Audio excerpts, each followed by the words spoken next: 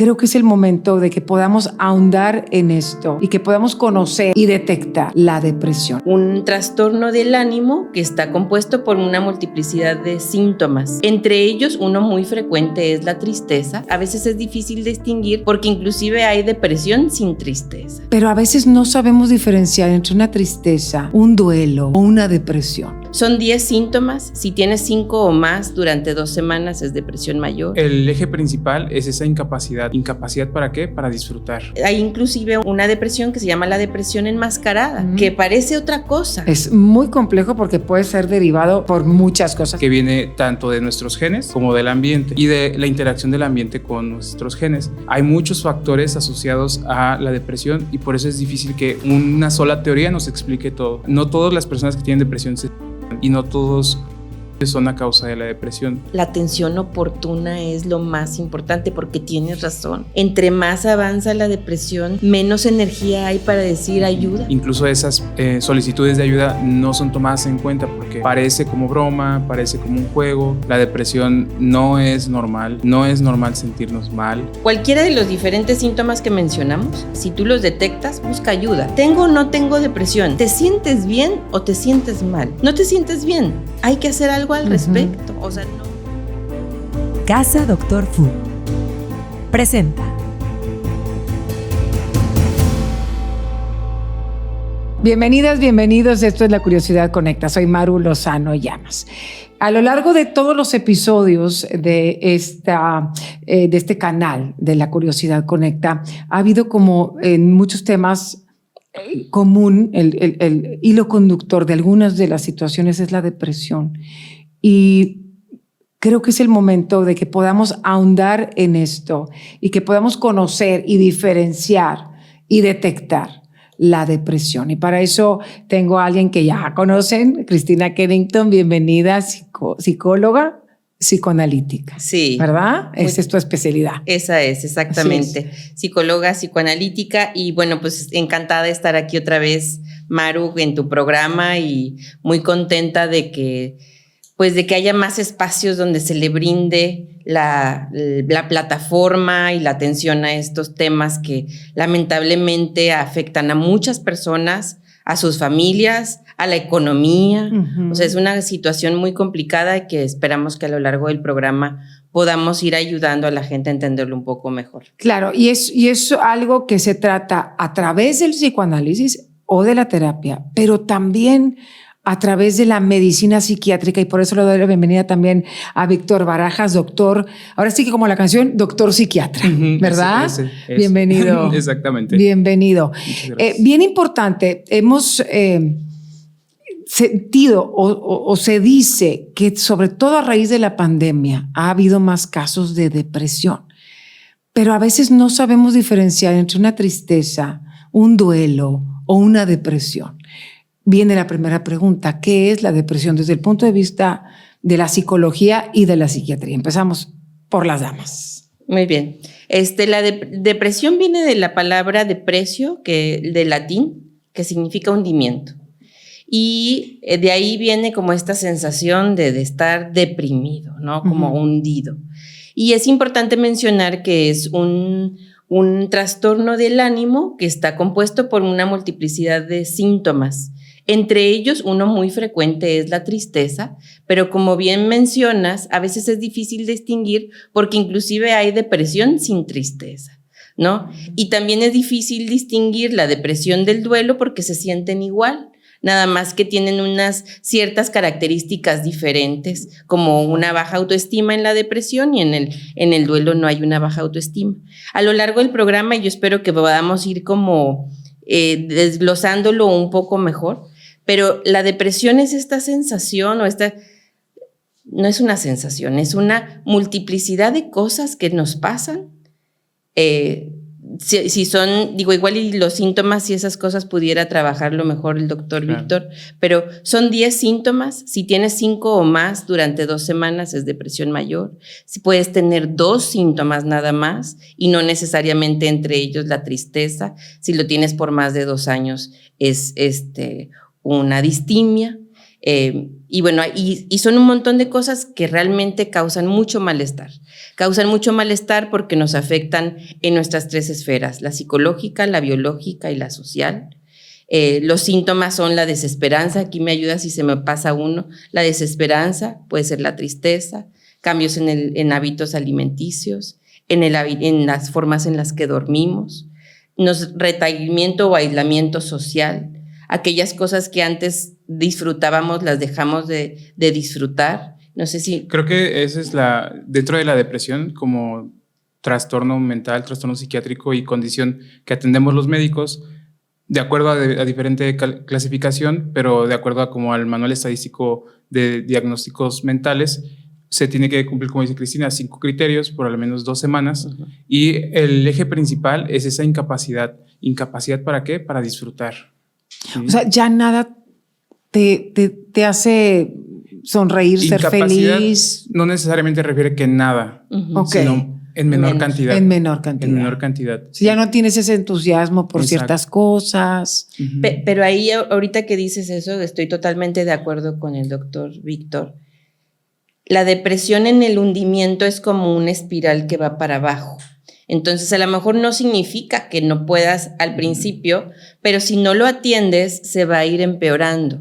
Que esa sería como una de las características que nos pudiera hacer distinguir un duelo de una depresión. Es que un duelo pierdes a tu ser querido, tu trabajo, o rompes con tu pareja y te sientes muy mal y posiblemente tengas todos estos síntomas de los que mencionamos que están compuestos por la depresión, pero con el tiempo se va mejorando. Uh-huh. Con la depresión, con el tiempo se va empeorando. Sí. Entonces sí puede llegar un punto en donde ahora sí, nada te haga sonreír. Uh-huh. A mí se me ocurre que podemos verlo así. La depresión es como una astilla. Se nos encaja una astilla, ay, nos duele, estamos tristes, ¿no? No pasa nada, no le hacemos caso, la dejamos ahí. ¿Y qué pasa si la dejamos seguir su curso de esa astilla, que realmente era algo leve, a lo que no nos iba a hacer sentir tan mal? Pues puede llegar a ser complicado, uh-huh. puede llegar a ser grave. Y suponiendo que los síntomas principales eran solamente la tristeza, después nos puede empezar a afectar nuestro procesamiento mental, la forma en que procesamos la información, empieza a alterar la forma en que nuestro apetito se presenta, la forma en que respondemos ante el sueño. Y por eso es que usualmente en la depresión no solamente es tristeza, sino es una disfunción en todas las áreas. Comienza a alterar todos los aspectos de tu vida. Ahora, perdón, tú decías, es una espiral y empiezas y se va empeorando. Y vas hundiéndote. ¿Cómo detectarlo a tiempo para que no te hundas del todo? Pues yo creo que en el momento que tú detectes, es más, cualquiera de los diferentes síntomas que mencionamos, si tú los detectas, busca ayuda. No necesariamente tienes que decir, tengo que confirmar que tengo depresión para buscar ayuda. Uh-huh. Sentir cualquiera de esas cosas habla de algo, ¿no? Y específicamente si tú sientes que con el tiempo no se está mejorando. Sí. O sea, ves que dicen esta frase de que el tiempo lo cura todo. Uh-huh. Pues no. A veces. De hecho, hay una estadística donde se ve que personas que tienen síntomas a lo mejor subclínicos o como que no completan para una depresión, en 3 años el 20% de esas personas van a desarrollar depresión.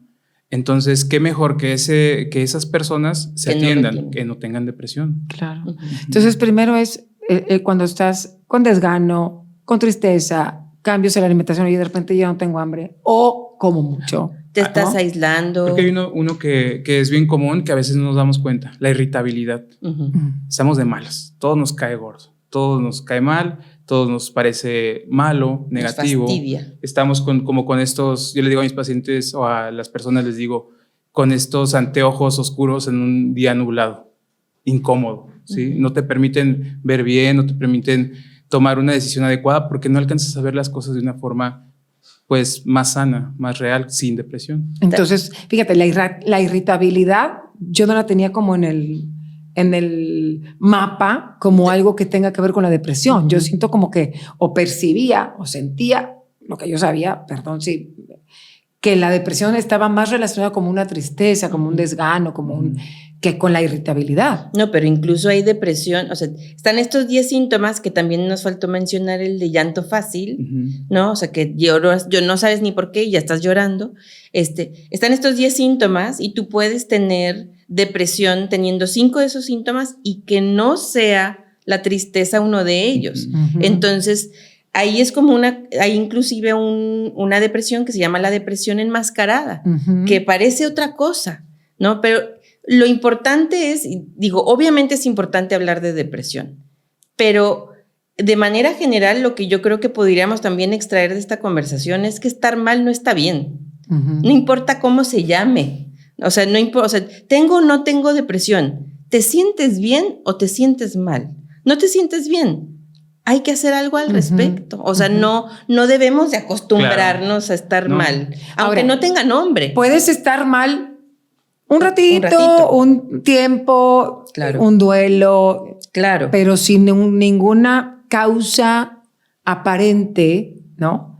Sentirte mal, busca ayuda. Claro, y ahí das un elemento importante. O sea, la vida está llena de golpes y heridas y triunfos y goces y fracasos y todo eso.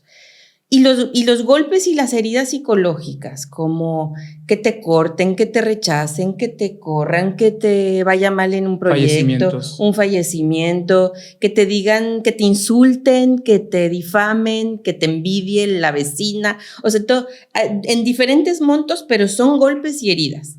Y algo bien importante que yo creo que es algo que tenemos que tratar de educar a la mayor cantidad de personas posibles es que los golpes y las heridas psicológicas, igual que los golpes y las heridas físicas, necesitan ser atendidas. Si alguien te lastima, necesitas voltear a ver esa herida y limpiarla y llorarlo y coserle y ver qué tan profundo llegó.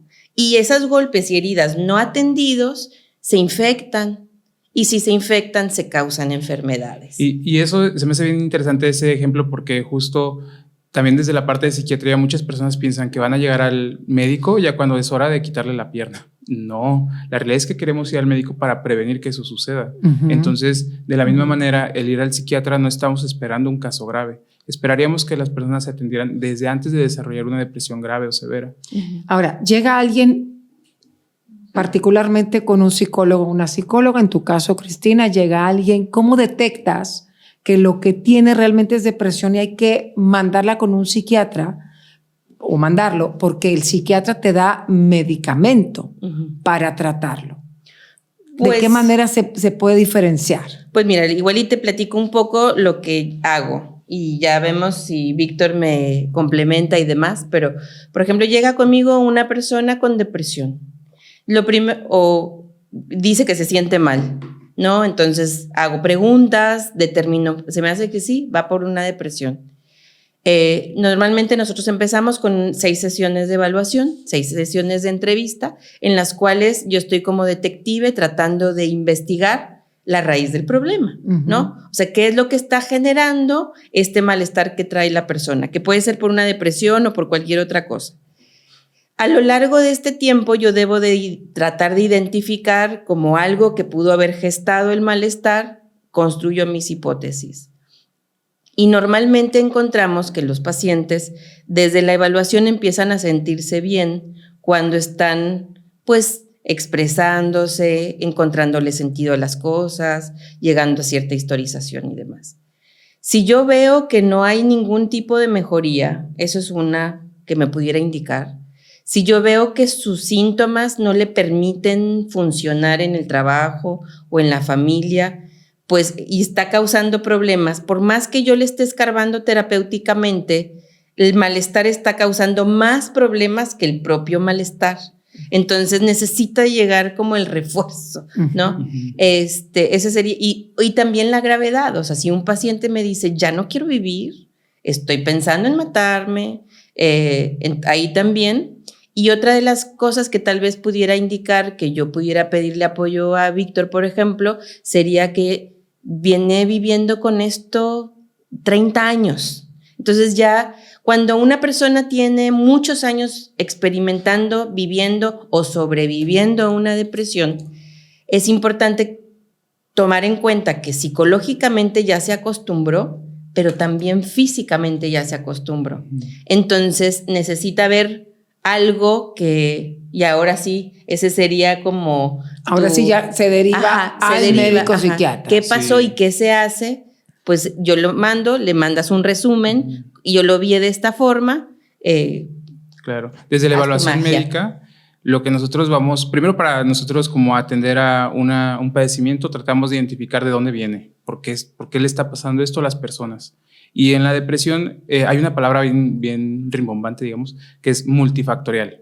Etiología multifactorial. ¿Qué quiere decir eso? Que viene tanto de nuestros genes como del ambiente y de la interacción del ambiente con nuestros genes. Ahí viene la parte más psicológica. Entonces, cuando nosotros queremos atender la depresión, se ha visto que la depresión, así como genéticamente, tiene un porcentaje como de fuerza del 37%. O sea, es bien poquito. Del 100%, incluso se ha calculado que podría ser menos, como el 10%. Entonces, vemos que la mayoría de la explicación de la depresión no está en el individuo, sino está en el ambiente. Solamente que todavía es difícil como especificar qué características o qué condiciones. Entonces, cuando nosotros damos un fármaco, un medicamento, atendemos una parte del proceso de depresión, de todo el concepto de depresión, el medicamento lo atiende. Sin embargo, hay mucha otra parte del tratamiento que un fármaco no va a modificar. Entonces nosotros, por la parte de psiquiatría, bueno, al menos yo siempre mando a la parte de psicoterapia. La psicoterapia es esencial en el tratamiento. O sea, las dos cosas, es el medicamento y la psicoterapia. En algunos casos. Ajá. Y en algunos casos por algún tiempo. Que eso es algo también importante, hablando de estigmas y mitos alrededor de la psiquiatría, es de que ya me mandaron con el psiquiatra, ya valió, ya no voy a salir de ahí. Sí, no, y además quiere decir que estoy muy mal. Sí, ¿no? Y no, realmente no. La intención es prevenir, o sea, prevenir es la gravedad. Y la realidad es que como médico tenemos más herramientas más allá del fármaco. O sea, hay actividades, estrategias, cambios en la higiene. O sea, higiene me refiero como hábitos en la vida, estilo de vida, alimentación. Oye, doctor, pero por ejemplo, los medicamentos tampoco es como que me tomo la pastilla y se me quitó. No. Llevan un tiempo para que empiecen a hacer efecto, ¿no? Sí, aproximadamente los medicamentos antidepresivos tardan un mes. Si hay resultados parciales al inicio del medicamento, hay personas que sienten como una mejoría inmediata. Eso es lo menos frecuente, pero los resultados parciales generalmente son a los 15 días y resultados reales para evaluar si el medicamento funcionó es al mes. Sin embargo, a pesar de que el medicamento pueda funcionar, lo que se ha visto es que por sí solo el medicamento puede hacer que una depresión se vaya hasta un 30% de las veces. O sea, realmente tampoco es como la resolución a la depresión. Una pregunta, cuando dices 30% de bienestar en una persona. No. De 100 pacientes, 30 de ellos van a poder mejorar con puro antidepresivo. Entonces no queremos eso, queremos que más mejoren. Y eso nos explica por qué la depresión no es como solamente responsabilidad del individuo, es una responsabilidad ambiental y psicológica. Claro. Oye, y bueno, hay mucha gente que está tomando su medicamento y de repente se sienten bien y se la dejan de tomar.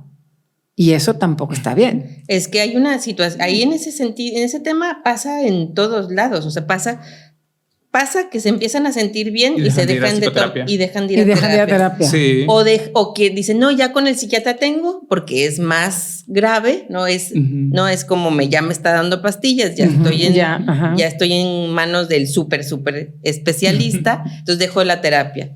Y también pasa que siguen tomando el medicamento sin ir a terapia ni ir al psiquiatra. Y hay muchas complicaciones ahí. Sí.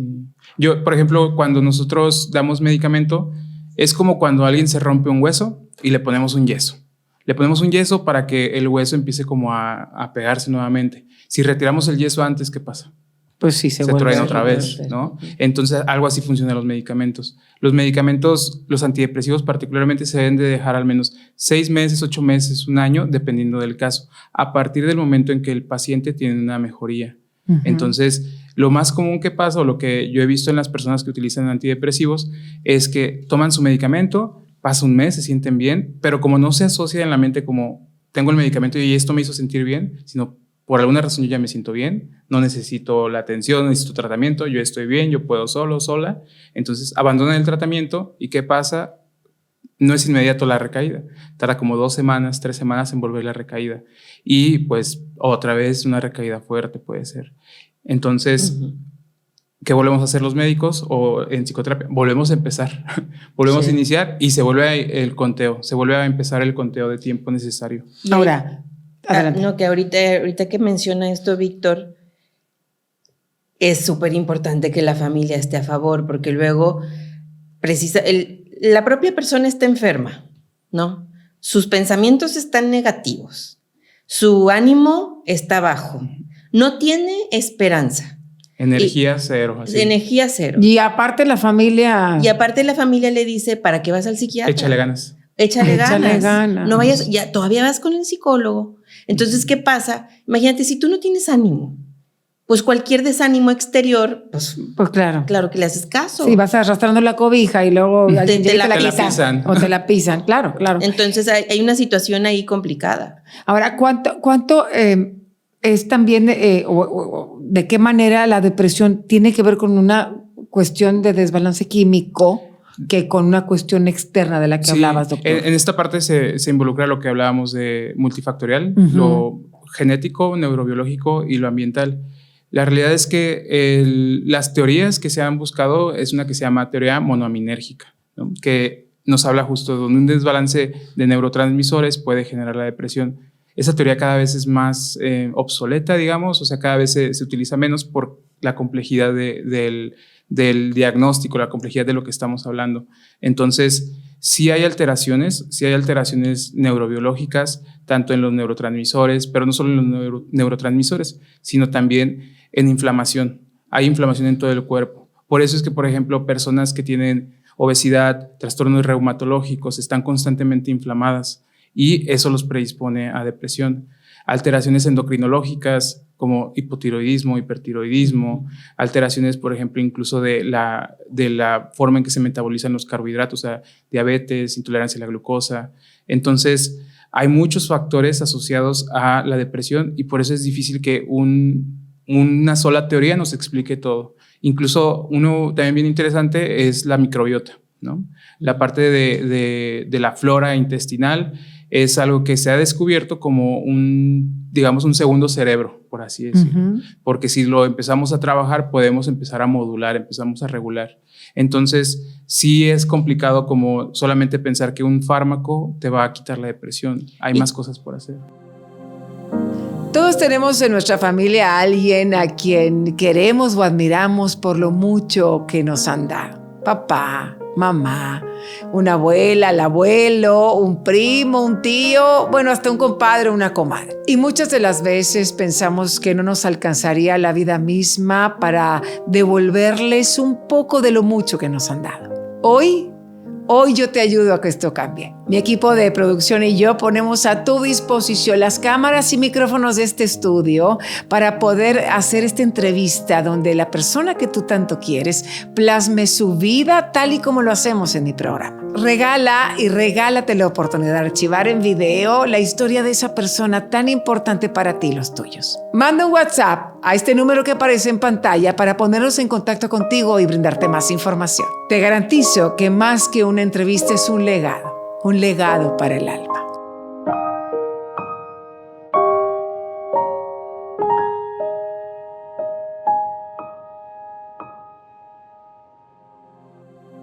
Y no sé, corrígeme si me equivoco, pero en esta respuesta que nos da Víctor, también es que cada persona va a ser diferente. O sea, va a haber personas en donde sí sea una cuestión neuroquímica. Sí, que, por ejemplo, en personas que tienen trastorno bipolar, que son depresiones muy, muy fuertes, ahí sí la parte neuroquímica y de hecho tiene un componente genético más fuerte.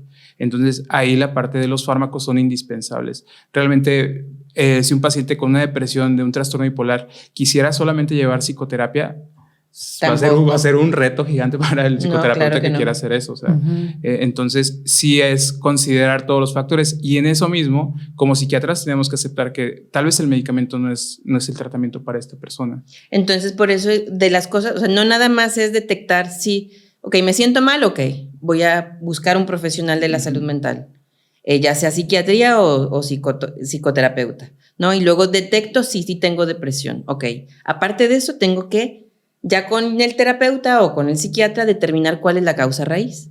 Porque dependiendo de cuál es la causa raíz va a ser el abordaje más efectivo. Porque si yo tengo una depresión por un duelo patológico y me lo tratan como si fuera algo neuroquímico, pues no va a tener el mismo efecto. O si yo tengo un fracaso, o si tengo o inclusive si hay historia de depresión en mi familia, y es una cuestión, por una parte, con un componente genético fuerte, y por otro, aprendido fuerte. Claro, si yo vi en mi casa toda la vida que mi papá estaba deprimido, mi mamá estaba deprimida, pues lo normalizas, ¿no? Exacto, y se hereda, ¿no? Y se contagia. Sí. Claro. Y por ejemplo, por otro lado, si la persona llega a la consulta por depresión, pero le hacemos estudios y vemos que es su tiroides, Claro. pues, o sea, por más tiempo que lo tengamos en terapia, que yo le esté dando psicofármacos, ¿qué hago? Exacto, en eso? podría haber una persona con una alteración de tiroides y nosotros tenerlo años No, y no tener ningún tipo de avance, inclusive estar la idea es que empeorando. realmente ningún médico tenga por Claro. años a su paciente. Entonces eso lo debemos de identificar de principio, así como un tamizaje. De esto puede ser explicado por otra condición médica o principalmente psiquiátrica. Bueno, es más complejo de lo que parece. Es muy complejo, sí. Es muy complejo porque puede ser derivado por muchas cosas. Ahora, yo quisiera dejar muy en claro estos 10 síntomas para que los podamos identificar. Sobre todo, primero, para ver si yo que estoy viendo este programa los tengo. Pero por el otro, la familia. Es bien importante que si tenemos algún miembro de la familia con alguno de estos síntomas, busquemos también ayuda para nuestro familiar, para nuestra pareja, para nuestros hijos, para quien sea. ¿Los repetimos estos 10? A ver si lo logro. Desesperanza, irritabilidad, llanto fácil, cambios en los hábitos alimenticios, cambios en el hábito del dormir, ideas y percepción disminuida de la energía, o sea, que se sientan con menos energía, que también haya alteraciones en el sueño y percepción propia de negativa, como ideas, nosotros le llamamos ideas sobrevaloradas de minusvalía o culpabilidad. O sea, te reprochas todo, te culpas, te comparas con los demás, y en ese paquete va incluido uno de los síntomas que pues es algo grave, que son las fantasías de muerte. ¿Sí? Entonces, donde se pierde el sentido de la vida y comienza a elaborarse esta fantasía de esta pérdida del para qué estoy aquí. Y aislamiento y retraimiento social. En el episodio de Olga Martínez, que nos hablaba de su marido que se quitó la vida, ella hablaba de esta depresión, tú le llamas enmascarada, y él decía disfrazada, que nadie en su casa se dio cuenta que el marido tenía una depresión disfrazada o enmascarada. ¿Cómo es eso? O sea, ¿cómo poderlo detectar o percibir? Pues es que imagínate, alguien con irritabilidad. Tú misma lo decías, ni siquiera no lo habías asociado a una depresión. Llanto fácil, muchas veces ese llanto fácil se hace a escondidas. Dificultades para el dormir. Yo creo que la mayor parte de la gente que yo conozco alguna vez me ha dicho que no está conciliando bien el sueño o que está durmiendo de más, porque es dormir de más o dormir de menos. El aislamiento social, muchas personas, especialmente cuando tienen mucho tiempo viviendo en depresión, 5 de estos síntomas pudiera pasar por así es su personalidad. O ellos mismos pensar, así soy yo. Claro. Que también hay otro factor importante, no todos los suicidios son por depresión. De hecho, la depresión en general no es como su principal resolución el suicidio. Al contrario, la mayoría de las depresiones, al pasar un año, van a desaparecer a pesar o sin el terapeuta, ¿no? O incluido el psiquiatra. Entonces, no todas las personas que tienen depresión se suicidan y no todos los suicidios son a causa de la depresión. Sí se explica que una persona que tiene depresión tiene 20 veces más riesgo de suicidio que una persona que no tiene depresión. ¿Sí? O sea, sí influye, pero no es el único factor para el suicidio. El suicidio es un tema que igual es bien complejo porque tiene incluso factores genéticos de la suicidabilidad.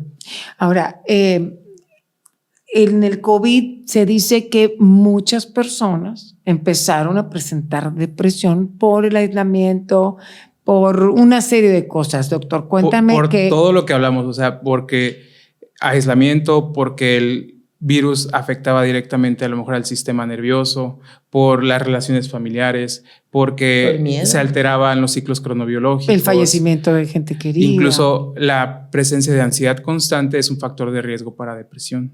Entonces, volvemos a este factor, bueno, más bien este concepto de multifactorialidad. O sea, algo multifactorial nos explica la depresión. Entonces, en la pandemia se nos juntó todo. Yo pienso en la pandemia como un golpe o una herida psicológica repetida, porque además fue, o sea, como fue... Ya casi. Sí. O sea, eso es como una.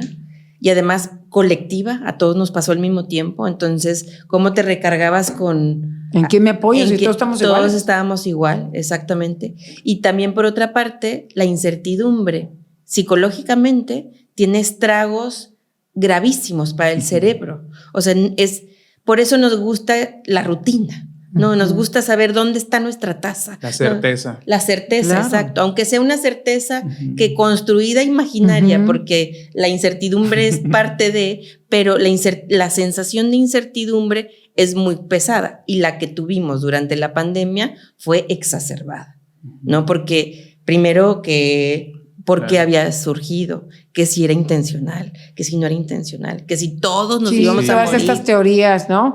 Y estos casos de depresión que se dieron durante la pandemia, ¿siguieron? Sí. O sea, derivado de esto, ¿sigue habiendo mucha depresión en la gente? Sí, el efecto de depresión si de por sí tal vez ya había una vulnerabilidad de la población, ya estábamos frágiles, digamos, viene la pandemia y nos termina de deprimir, ¿no? O sea, nos avienta ya ahora sí a la depresión. Y los episodios depresivos, se ha visto que la mayoría no hay una cura tal cual, sino más bien es una remisión de los síntomas, porque el 85% de las veces, bueno, no el 85% de las personas que tienen depresión van a volver a tener depresión. Se puede repetir. Sí. O sea, eso es lo estadístico. La idea es que realmente alguien que tenga un tratamiento adecuado, que vaya mejorando, no vuelva a cursar por un episodio depresivo.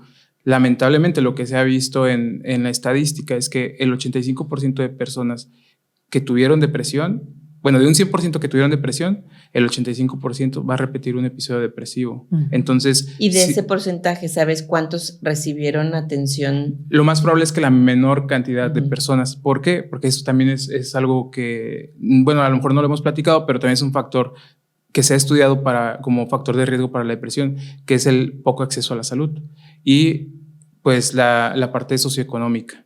En países donde la calidad de vida es menor, hay más dificultad en la atención y por ende más población con depresión. Claro. Y agrégale que aún cuando hay una situación económica estable, hay una resistencia, como quieras. Claro. O sea, no necesariamente cuando hay recursos ya hay acceso. No, porque mucha gente dice, no me da miedo, no me quiero medicar, yo no estoy tan mal, etcétera. De hecho, es algo bien curioso que pasa con la estadística. Lo que se ha visto es que a pesar de que la pobreza pudiera ser un factor de riesgo para depresión, cuando se hacen los análisis estadísticos, se ve que los países que tienen más depresión son los países primermundistas. Eso está bien curioso, porque realmente como analizando como factor individual, los problemas económicos sí nos predisponen a tener depresión. Pero cuando lo analizamos estadísticamente, se ve que los países con mayor recurso son los que tienen más niveles de depresión. Claro. Puede ser por muchas cosas. La principal puede ser por el sistema en que se reporta esta estadística. Porque están detectados. Pero el ejemplo ahí está. O sea, a lo mejor incluso en países que tenemos menos capacidad como económica o adquisitiva, el poder estudiar la depresión está limitada. Oye, ¿y qué tanto acceso a los psiquiatras hay en el sector salud? Es del área médica, del área de la salud, el área en salud mental es quien menor porcentaje de apoyo recibe. Se estima que alrededor del 85% también de la población que tiene un trastorno mental no va a ser atendida en un país con nivel socioeconómico bajo, un país tercermundista. O sea, una institución como el Seguro Social, como el ISSSTE aquí en México, no lo trata de la manera en que debería. O sea, no lo atiende con fármacos, o sea, que lo detecte, que tenga esta atención. Sí hay ese servicio, sí se atiende, pero la demanda es mayor. El porcentaje de recursos usualmente destinados a salud mental son menos del 1%. Ay. Del porcentaje destinado a salud pública. Entonces eso nos va a dar una brecha gigante para la atención a la población. Y entonces eso provoca que si llega el paciente, esto es pregunta. Si llega, ¿quién me atiende? ¿Quién no me hay atiende? quien te atienda. O te atiende dentro de 4 meses. Porque ese psiquiatra tiene que verte en 15 minutos para poderte atender todo esto que estamos platicando. ¿En 15 minutos? En 15 minutos. Y luego te dan a lo mejor el medicamento y no lo tienen en la farmacia. Sí. Entonces sí es o sea, complejo. Hasta tratar la depresión es un problema económico. Claro. Ir así con el psicólogo, psicoterapeuta una vez por semana, más el psiquiatra, más los medicamentos, más depresión. Sí. Es que de verdad. Sí, está complicado. Está complicado. Sí está complicado, pero también, bueno, no sé. Creo que sí hay forma. Sí. Claro. Sí hay forma. O sea, lo digo porque sería muy fácil caer en la desesperanza de que no, me van a atender. No. Sí hay forma, sí hay muchos colegas que te atienden por montos simbólicos. Hay asociaciones que apoyan. Sí. Claro. Las universidades. O sea, hay maneras. Claro. Sí, también. Yo hablando en el sector salud, donde muchos de los mexicanos y mexicanas tienen acceso a una institución de salud pública. O sea, identificar la necesidad, o sea, es importante, pero sí hay formas. O sea, realmente si uno empieza a buscar, a moverse, eso es lo que también, por ejemplo, hay que pedirle mucho a las personas que se atienden, que si ya lo lograste, ya estuviste ahí, yo sé que es muy cansado de estar en la fila, yo sé que te cansó la recepcionista, yo sé que tal vez hacía mucho calor, que te trataron mal en la entrada, que a lo mejor venía tu bebé llorando, pero vuelve a tu consulta. Por favor, vuelve a tu consulta. Porque es la única forma, siendo constante, en que las cosas van a cambiar. De otra forma, ya ni oportunidad te diste de que veamos si funciona o no el tratamiento. Es que sí hay una luz en este túnel de la depresión. Claro. No, y yo creo que recordando que somos seres biológicos, sociales y psicológicos, así como podemos encontrar causas raíces en cualquiera de esos 3 esferas, también podemos trabajar y fortalecer las 3 esferas. O sea, entre más sano está tu cuerpo, menos probable es más rápido sales de una depresión, o menos probable es que caigas en una depresión. Y que son importantes todas. Claro. O sea, no podemos decir que solamente con la alimentación se me va a curar la depresión. Claro, es un o balance que solamente de todo, con ¿no? el fármaco se va a curar, o que solamente con la terapia, ¿no? Exacto, igualmente en la cuestión social, o sea, el tener amigos, el tener relaciones profundas, sinceras, el fomentar la amistad, el fomentar la relación con los vecinos. O sea, todas estas cosas son son estas 3 esferas: biológica, psicológica y social, que nosotros necesitamos estar atendiendo para una salud, un bienestar integral. Y entre más saludables estamos, menos un duelo va a convertirse en una depresión. Hablando otra vez de los golpes y las heridas psicológicas, tú viviste un rechazo o viviste una situación complicada, viviste un ataque de delincuencia, ¿no? Sufriste este impacto, este trauma, este shock. ¿Qué es lo que tienes que hacer? Atender esa herida. Atenderla puede ser primero con tu red de apoyo, llorarla, entenderla, escribir un diario, hablarlo con alguien. Ir con un padre o con un pastor. O sea, hay muchas maneras. Exacto, entonces vas atendiendo. Si eso va mejorando con el tiempo, pues ya. Si no mejora con el tiempo, busca ayuda. Y a lo mejor va a ser una ayuda oportuna, siempre es mucho más corta.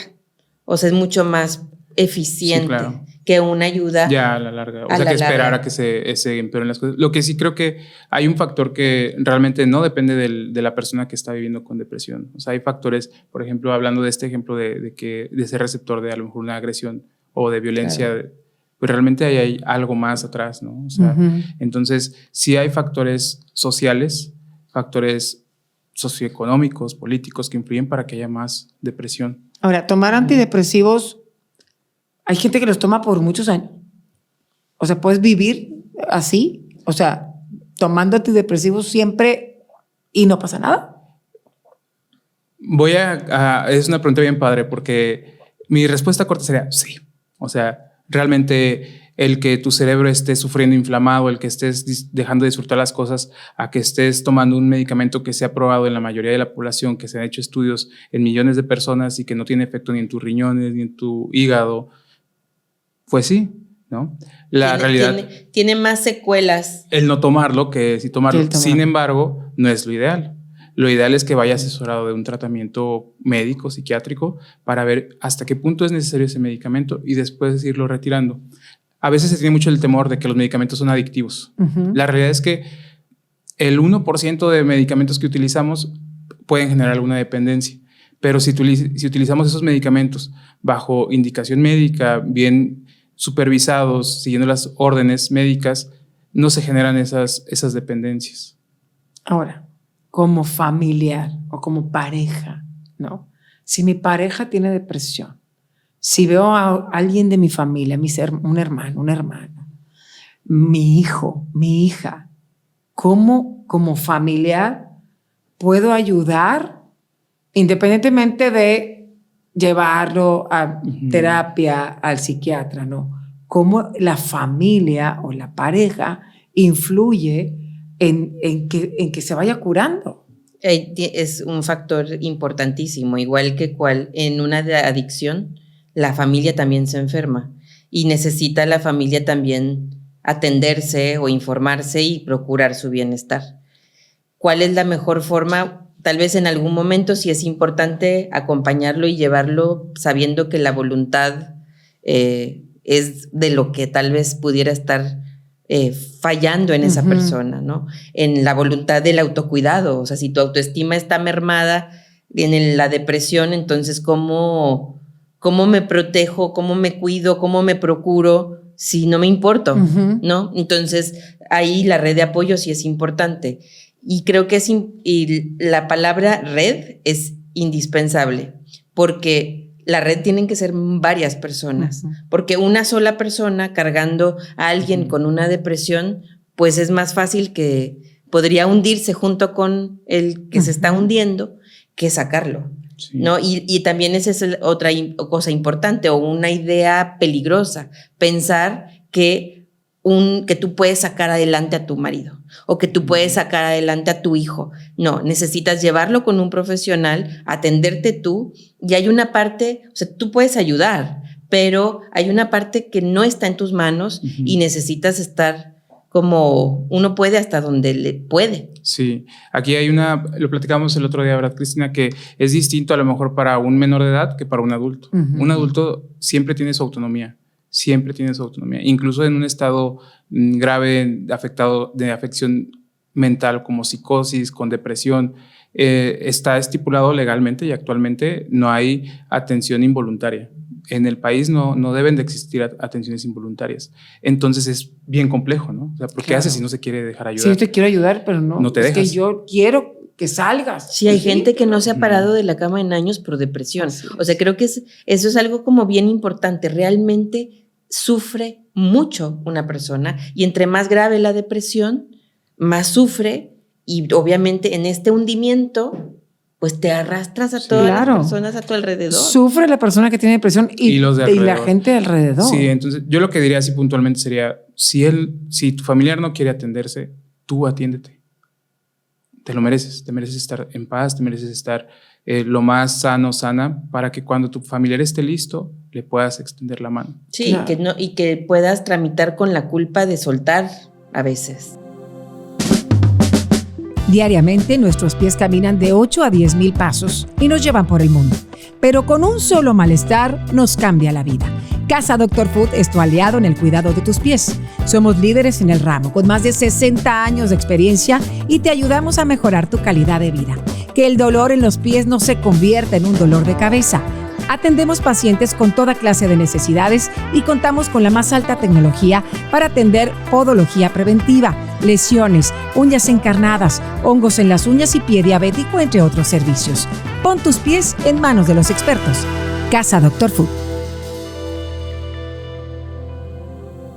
¿No? Y que creo que ahí hay un punto que no quisiera que no se mencionara. Dentro del psicoanálisis hay 2 tipos de depresión. Una es la que es por vacío y otra es la que es por culpa. Una es culpa o duelo, ¿no? Y que la de culpa o duelo es como esta depresión por aquello que se perdió. Y la depresión por vacío es una depresión por lo que nunca se tuvo. Ejemplos.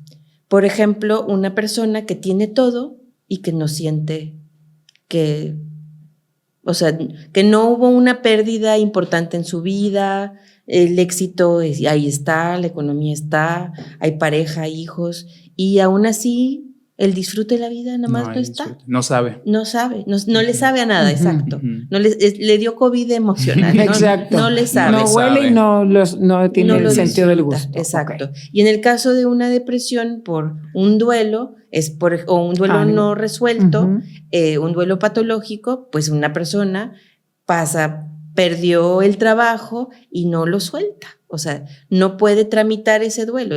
¿Qué implica tramitar el duelo para el psicoanálisis? Bueno, para mí esto es importante. Este es mi vaso. ¿Sí? Este es mi vaso y como este es mi... Bueno, en realidad es este. Estoy en duelo porque me quedo en mi vaso. Exacto. Volvamos al ejemplo. Este es tu vaso. Este es mi vaso. Es parte de mi identidad. Lo pierdo. Y bueno, como es parte de mi identidad, hay esta parte de mí, estas como dendritas, como si fueran las partes de la neurona apegadas aquí. Hay algo que me une, lo tengo enlazado. Lo pierdo y esto se queda así, solo, y esto sufre. Entonces, tramitar el duelo implica que yo pueda agarrar toda esa energía que estaba puesta en esta parte de mí, que era una parte externa, pero de mi identidad, y necesito sufrir el duelo y que esas emociones se vuelvan a meter. Cuando esas emociones se vuelven a meter, entonces estoy lista para buscar otro vaso. Claro, y ahora sí, este vaso es mío, ¿no? Que acá puede ser, el vaso es el trabajo, pareja, familiar, etcétera. Exacto, ¿no? Sí. Entonces hay que hacer, y a veces te quedas aquí. O te quedas tratando de agarrar el vaso que ya no está. O agarras otro vaso. No, si agarras otro vaso... Es otra bueno, dependería. Si tú estás agarrando otro vaso como un reemplazo o si en realidad hiciste el proceso... Y volviste a agarrar otro. Es otra cosa. Ese es la depresión por duelo. Por duelo. Y luego está la depresión por vacío, que esa es muchas veces la que no presenta propiamente tristeza. Porque no es que yo esté triste porque perdí algo, es simplemente que pues el mundo está gris, como decía Víctor. ¿Como para qué? No todo lo ves nada negativo. Sí, es como, a veces inclusive ni negativo, es como nada. Así. No tiene sentido trabajar, no tiene sentido ir a bailar. A lo mejor lo hago porque me lo piden, pero entonces ahí hay... Y los vacíos muchas veces se llenan con las cuestiones impulsivas o de adicciones. Entonces, el otro día le platicaba a un paciente con una liga del pelo, ¿no? Se cuenta que todos tenemos vacíos, ¿no? O sea, tampoco vamos a decir que no. Entonces, todos tenemos un vacío. Yo tengo aquí un vacío de autoestima o tengo un vacío de compañía y lo lleno con algo de un impulso. Lo lleno con una hamburguesa, lo lleno con una botella de vino, lo lleno con unas apuestas, con unas compras compulsivas, lo lleno con el trabajo. Como mi vacío es de otra cosa y yo le estoy metiendo un sustituto, ¿qué hace eso? Hace que mi vacío crezca y crezca hasta llegar a un punto en que hay más vacío que contenido. Porque el vacío real, que era de autoconocimiento, de profundidad, de experimentar la vida, de crecer, de aprender. Ese vacío crece. Y llega un punto en donde pues se va empeorando la depresión, ese vacío crece y muchas veces, obviamente, esta depresión por vacío se acompaña de múltiples adicciones, ¿no? ¿Cómo funcionaría esto en conjunto con el psiquiatra? Que qué tipo de antidepresivos se indican para esto. Por ejemplo, usualmente hay protocolos internacionales para la atención en salud mental. Entonces, usualmente, más bien lo indicado inicialmente son los antidepresivos inhibidores selectivos de la recaptura de serotonina. Son los más comunes. Esos medicamentos pueden ayudar como en la parte, depende de cada perfil de medicamento, como en la parte de la tristeza, la ansiedad, pero hay otro tipo de medicamentos que, por ejemplo, si a una persona le falta como la energía, le falta como este sabor, este sazón, digamos, hay otro tipo de medicamentos que además de inhibir la recaptura selectiva de serotonina, inhiben otros neurotransmisores, como la noradrenalina. Entonces, esa parte nos empieza como a generar más energía, nos da más ganas. Entonces, es algo que también tenemos que distinguir en la consulta. Si su depresión se caracteriza por una depresión con mucha falta de energía, con poco disfrute, y si a lo mejor es una persona que ya cursó con un tratamiento, con un primer pasito que son los inhibidores selectivos de recaptura de serotonina, pues ya pensamos en el siguiente nivel. Entonces se conjunta en ese aspecto. ¿Alguna contraindicación para medicamentos psiquiátricos? Contraindicaciones específicas son comorbilidades médicas. Por ejemplo, la contraindicación más común son tratamientos oncológicos que pueden alterar el procesamiento hepático de los medicamentos, porque tanto el antidepresivo como el tratamiento oncológico modifican la forma en que el hígado funciona. Entonces, ahí hay que tener una evaluación específica para eso. Además, otra contraindicación son personas que utilizan medicamentos que alteran la coagulación. Son los únicos realmente las contraindicaciones. Fuera de eso, los antidepresivos son medicamentos muy seguros. Entonces, es bien poco común que andemos tomando anticoagulantes. Claro, a menos que sea cierta condición de salud de ciertas personas. Exactamente. Pero no en general. A mí me parece importante mencionar como en cuanto al uso de fármacos, cuando un paciente está como totalmente desesperanzado y ha vivido mucho tiempo en este mundo gris o mundo lleno de vacíos, y empiezas a trabajar con él y yo como terapeuta empiezo a explorar estas cosas, a sacar estas vivencias, a buscar estas heridas infectadas, a buscar estos patrones repetitivos. Lo mandas al psiquiatra, le da su fármaco, obviamente a lo mejor le va a dar un medicamento para dormir mejor, a lo mejor le va a dar, entonces alguien que no había estado durmiendo, imagínate que empiece a dormir. Ya tiene otra forma de enfrentar la vida. Claro. Exacto, y entonces ahí agarras esa inercia y lo apegas al tratamiento terapéutico, tiene como la capacidad, tal vez la lucidez o el despertar. Sí, porque realmente el medicamento no te cambia tu forma de pensar. O sea, el medicamento no te va a modificar tu proceso mental. Lo que te da oportunidad de que tú vayas construyendo esas modificaciones, te da oportunidad a que recibas esa información, a que puedas descansar mejor, a que como por así decirlo, empezar a cultivar, como a preparar el terreno. ¿Sí? Lo que sí se ha estudiado es qué efecto tienen a largo plazo los medicamentos. Hay varias teorías donde se ha visto que incluso hay reestructuración o como si se modificara la forma del cerebro. Sí se ve modificación cuando hay depresión. Definitivamente el cerebro como que se degenera, se destruye cuando hay depresión. Y los antidepresivos, pero es difícil explicar que solo el antidepresivo porque realmente reciben más tratamiento las personas que son estudiadas. El antidepresivo se cree o se tiene la esperanza de que también vuelve a modificar esas alteraciones que hubo en el cerebro. Ahora, hay gente que, por ejemplo, pierde a un familiar que está en duelo, que está muy mal, quizás el primer mes, ¿no? Y son medicadas. O sea, no es una depresión quizás después de 6 sesiones de terapia, de que lo puedas derivar a un psiquiatra. ¿Está bien? ¿Está mal? Que las personas que viven un duelo. Tal vez no nos faltó, pero los criterios de diagnóstico de depresión son síntomas durante 2 semanas, de 2 semanas a más. Okay. Entonces, tal vez si la persona tuvo la pérdida de un familiar antier, hoy no le vamos a hacer diagnóstico de depresión. Vamos a hacer una evaluación médica, como hablamos, a lo mejor de evaluar la herida, lavar, limpiar, prevenir que se vaya a infectar, porque sí se puede hacer esa prevención de que cuando estamos en duelo no vayamos a cursar con un duelo complicado o con depresión. Que fíjate que creo que lo que mencionas se parece mucho a si hay un duelo y agarran la borrachera. Okay. ¿no? O sea, que puedan utilizar un fármaco como para inhibir el sufrimiento que están sintiendo en este primer momento, ¿no? Que no funciona así, o sea, la vida necesita ser vivida, aún con sus dolores. Y yo entiendo, y aún yo misma como persona, entiendo perfectamente que cuando algo duele, lo que quieres es como que deje de doler. Evitar ese dolor. Exacto, pero parte de vivir la experiencia misma de la vida implica también atravesar el dolor de perder a algo que te importa. Inclusive te duele porque te importaba. Entonces, el hecho de que no podamos entender que el dolor que tú sientes ahora es parte de la felicidad que tuviste en otro momento, creo que debe de darnos, o que nos pudiera invitar a pensar en que vale la pena atravesar ese dolor.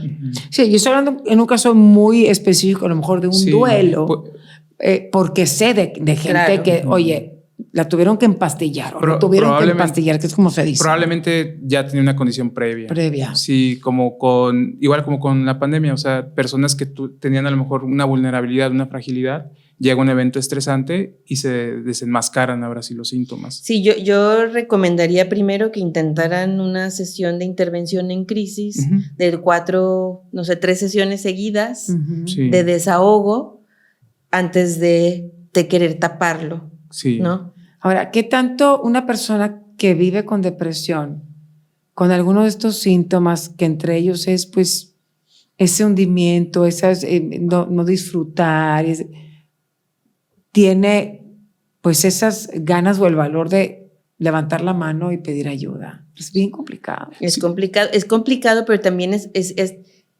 repito y trato de como ponerle todas las marcas. La atención oportuna es lo más importante, porque tienes razón. Entre más avanza la depresión, menos energía hay para decir ayuda. Y luego a veces ocurre que incluso esas solicitudes de ayuda no son tomadas en cuenta porque parece como broma, parece como un juego. Entonces la familia dice, no, pues es que hace esa broma, o así lo dice él. Me aguanto. Y la realidad es que la mayoría de las personas que llegan al extremo en la depresión, que es el suicidio, pidieron ayuda antes. Sí, entonces, que luego dicen que no avisan. Hay señales. El cambio en la conducta, incluso estas bromas como en torno a la pérdida de la vida o en torno al hacerse daño. Ya me quiero morir. Exacto. O sea, eso es una respuesta que a lo mejor se normaliza, pero realmente puede ser una manifestación de algo más grave por dentro. Y para mí es fundamental que la gente que vea este programa pueda pedir ayuda a tiempo. A lo mejor no es depresión lo que tiene. Claro. Exacto. Ojalá que con alguno de estos síntomas ya pidan ayuda, pero sigue siendo un estigma, un tabú el ir al psicólogo, y con más razón al psiquiatra. No, los psiquiatras damos miedo. Somos los villanos de la película y sí somos espantosos. Yo no sé cuál es la estadística psiquiátrica, pero por lo menos en la psicológica, el promedio de los pacientes se tarda 6 años en pedir ayuda. En psiquiatría es de 8 años, casi 10 años a partir de los síntomas, del inicio de los síntomas. O sea, que a partir de que inclusive que empiezan a sentirse mal o empiezan a cuestionar, debería de ir con el psicólogo, ¿no? Lo postergan. No, yo me siento mal, pero no voy con el psicólogo porque no estoy loco, y menos con el psiquiatra. Yo puedo solo. Y no podemos solos. Pero más que no podemos, no tendríamos por qué. Nadie puede solo.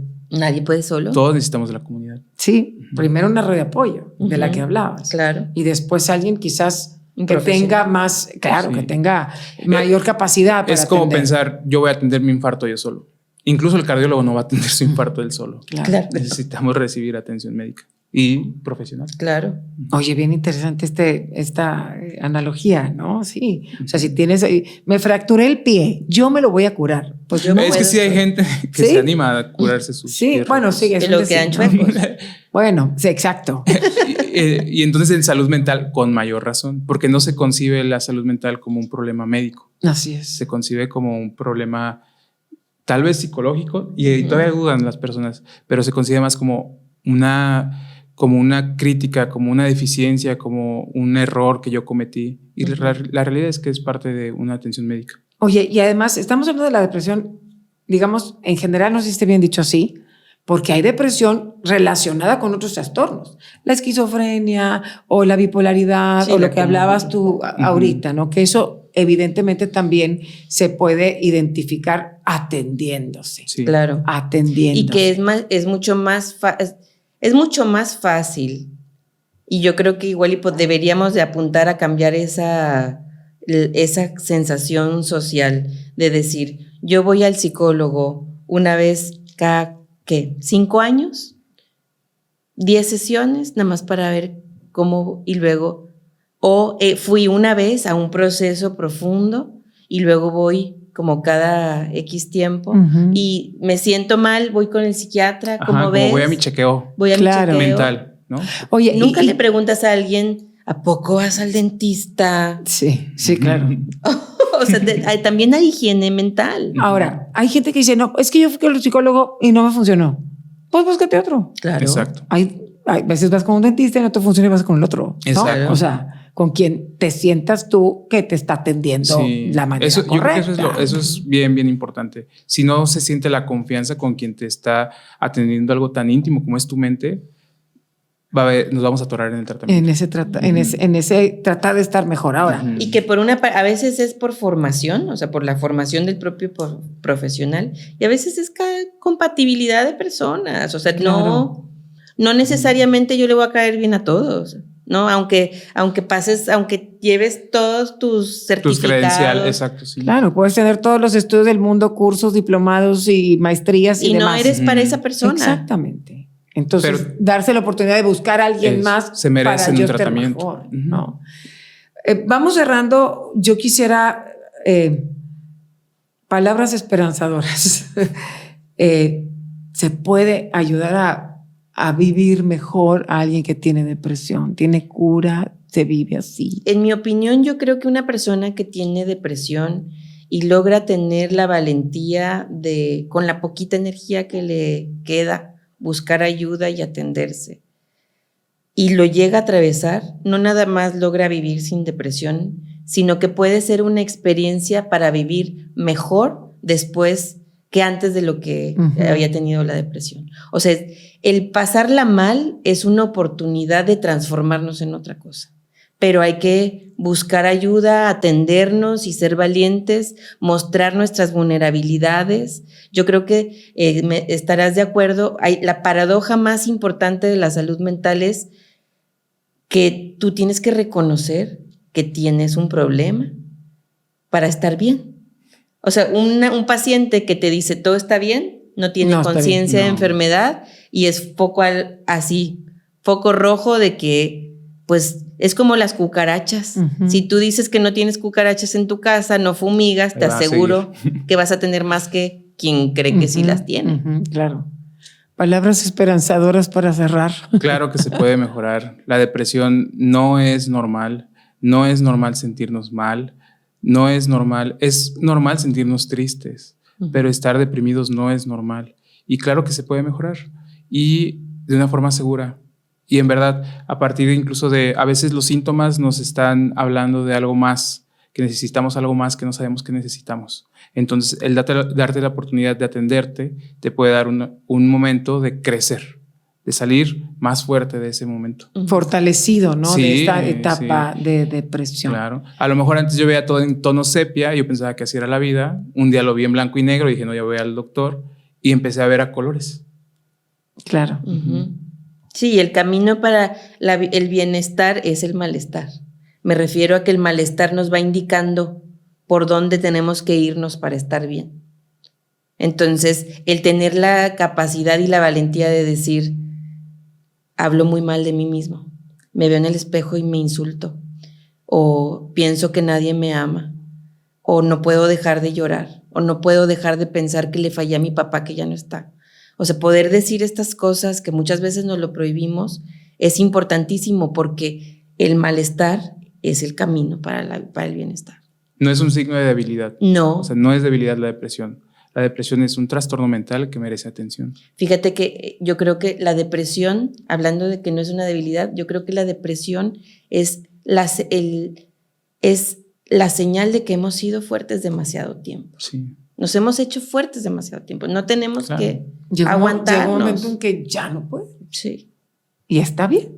Claro que está bien. Pero hay que buscar ayuda. Hay que buscar ayuda y necesitamos siempre, como mencionaba Víctor, a otros, tu red de apoyo, tu gente cercana y a los profesionales de la salud. Como y ustedes. Cuidar tu cuerpo y tu nutrición y tu ejercicio. Tus relaciones sociales, y se puede salir de esto con su ayuda. Y justo lo que va a seguir en tratamientos de salud mental no es la atención individual de solo psicoterapia, solo psiquiatría o solo psiquiatría y psicoterapia, sino nutrición, trabajo social, enfermería. Y yo pienso sin duda que la atención en grupo, especialmente con los temas que hablabas de que no se dan abasto, o sea, la atención psicológica en grupo o la formación de comunidad es indispensable.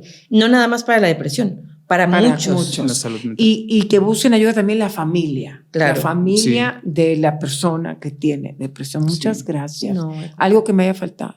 No. Bueno, yo nada más en cuanto a la familia, que hay instituciones que se dedican a dar cursos de psicoeducación sobre trastornos mentales. Ingenium, por ejemplo. Por ejemplo, Ingenium, exactamente. Entonces, que se hace, o sea, hay que informarse, hay que atenderse y que por supuesto que hay formas, hay que pedir, hay que buscar ayuda.